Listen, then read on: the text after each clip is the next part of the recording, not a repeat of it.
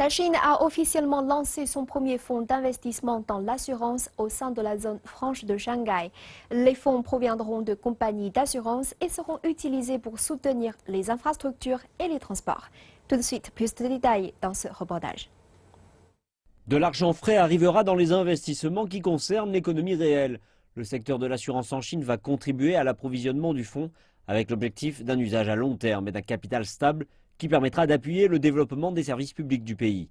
Et la première contribution à cet investissement est de 40 milliards de dollars et a déjà été engrangée. Nous avons réalisé un investissement de 40 milliards de yuans avec le groupe du commerce de Chine sur des projets liés à l'initiative de la ceinture et la route.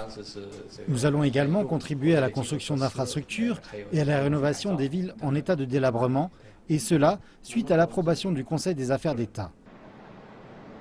L'investissement sera utilisé sur le marché étranger pour soutenir l'acquisition de terrains par le groupe pour la construction de ports en Asie, en Europe et en Afrique.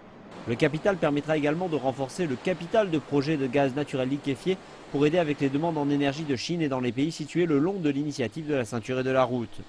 La compagnie d'investissement de l'assurance de Chine a été mise en place l'année dernière pour gérer les fonds. L'argent sera levé depuis le secteur de l'assurance et devrait au final atteindre quelques 300 milliards de yuan au total. Nous réaliserons des progrès de façon régulière quant à la construction d'une plateforme nationale d'investissement.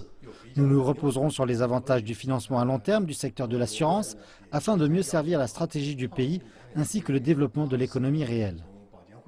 Le secteur de l'assurance en Chine a renforcé sa position au cours de l'année écoulée. Ce premier revenu a connu une vive poussée de 20% au cours des 8 premiers mois de l'année et les actifs nets ont connu une progression de près de 9%.